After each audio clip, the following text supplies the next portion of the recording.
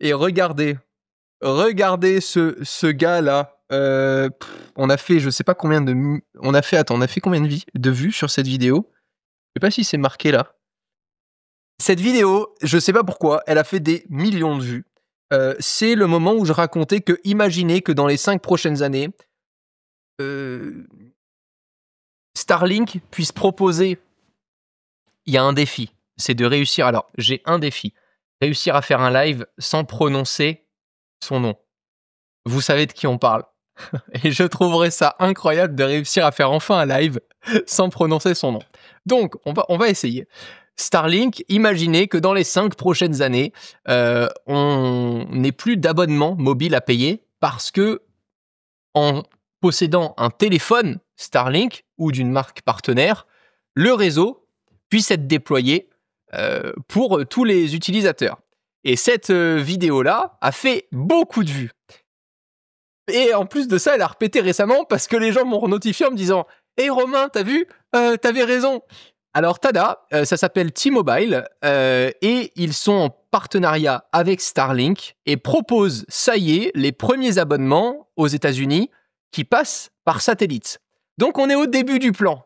Et je crois qu'on est... Attendez, ça fait combien de temps que j'ai posté cette vidéo? J'avais dit dans les 5 prochaines années, c'était le 25 février 2023.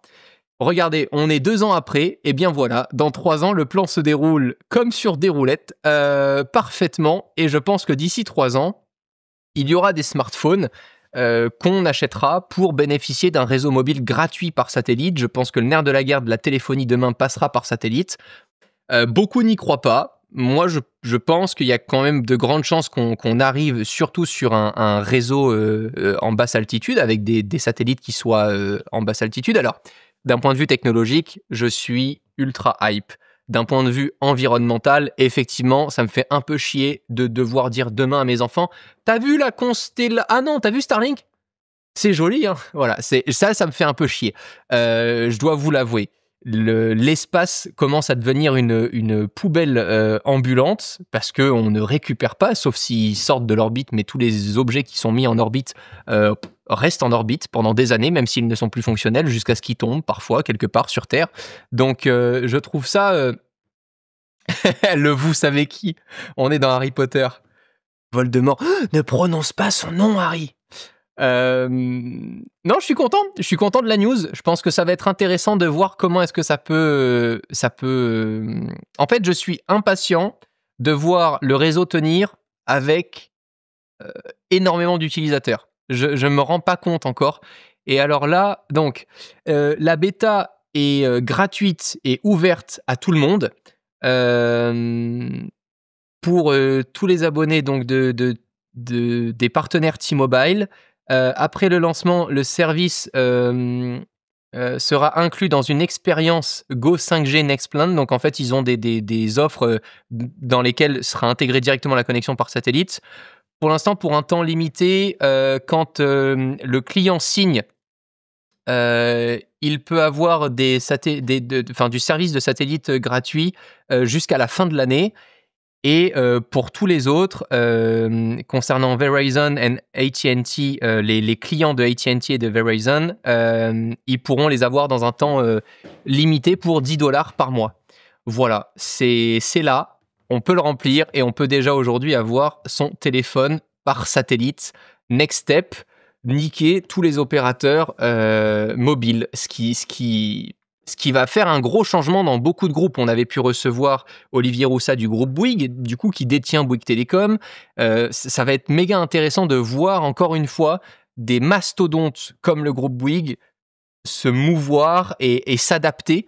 Est-ce que ça sera avec Starlink? Est-ce qu'il y aura d'autres réseaux qui seront déployés? À un moment donné, est-ce qu'il y aura autant d'opérateurs dans les satellites que d'opérateurs aujourd'hui terrestres? Ça peut être méga intéressant.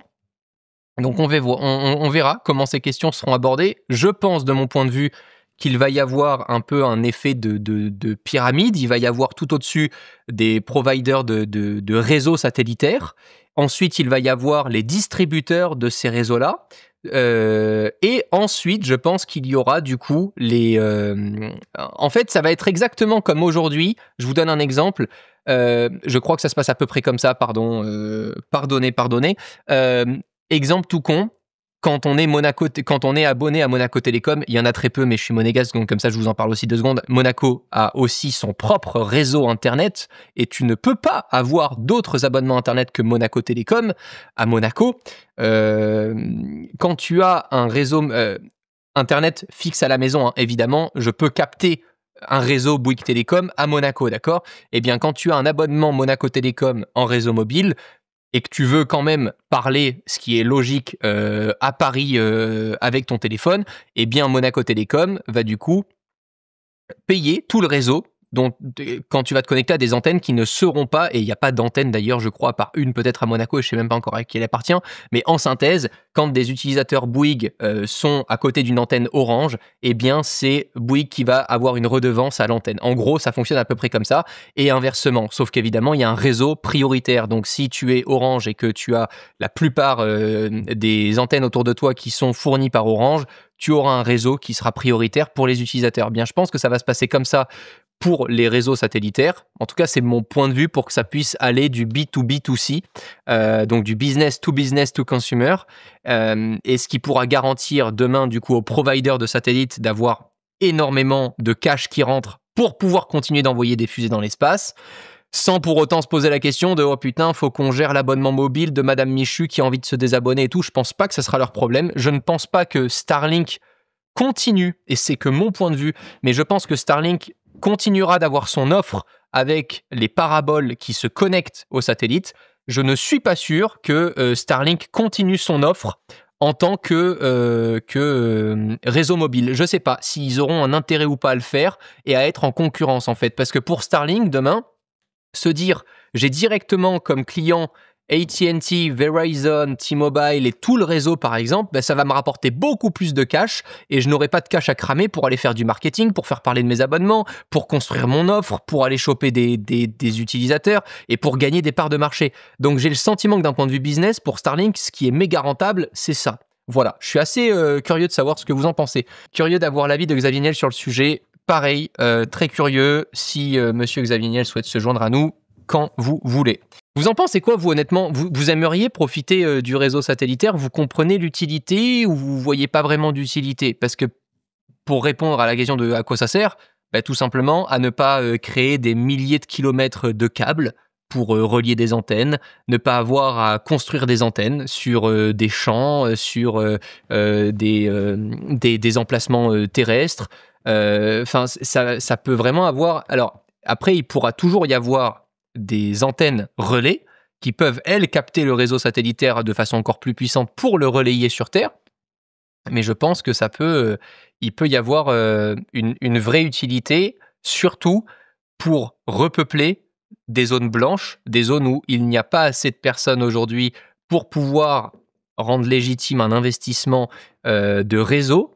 Et ça, je trouve ça super intéressant. Imaginez demain pouvoir aller vivre peut-être avec un peu moins de personnes, pas dans des grosses villes et tout ça, tout en ayant une super connexion Internet. Ça reste quand même le nerf de la guerre aujourd'hui. Et ça fait fuir beaucoup de gens, hein, le fait de ne pas pouvoir être fibré, le fait... donc c'est aussi des questions à un moment qui arrivent quand tu veux choisir ta localisation géographique. Et plus de zones blanches, exactement. Ce qui a déjà fait ses preuves avec Starlink aujourd'hui. Starlink fonctionne très bien. D'ailleurs, j'ai renommé, je crois, la vidéo. Starlink. On avait fait une vidéo sur ce sujet-là. Elle est là. Les secrets d'un produit révolutionnaire. Je l'avais renommé là récemment parce que je pense que le produit continue de mériter vraiment toute notre attention. La technologie est folle et j'ai grandi en Ardèche, donc oui, j'ai hâte. Tu m'étonnes, je comprends.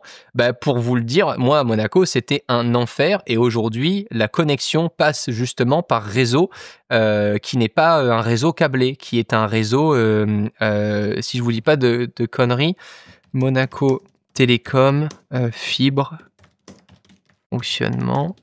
C'était particulier. Avec un débit, la technologie, machin. Je veux pas avoir un truc Monaco Télécom, fibre. J'aimerais avoir 1 ou 2 articles, mais à mon avis, je vais avoir que de la propagande monégasque. Monaco, il ne vous reste plus que quelques mois pour... Ah, voilà, on a un truc. Tac. Une page est en train de se tourner à Monaco, celle du réseau cuivre. En effet, le réseau de téléphonie historique à Monaco devrait totalement prendre fin dans 18 mois au profit de la fibre optique. Ça, c'était en 2023 pour vous donner une idée. Pourquoi remplacer quelque chose qui fonctionne? D'abord parce que le réseau cuivre est devenu obsolète et que les problèmes sur le réseau sont maintenant difficilement résolus. Ce changement technologique s'est imposé à nous aussi parce que notre société s'est digitalisée, blablabla. Donc ouais, il y avait eu des changements à Monaco et je me souviens qu'on pouvait passer à un moment par justement une parabole pour pouvoir mieux capter.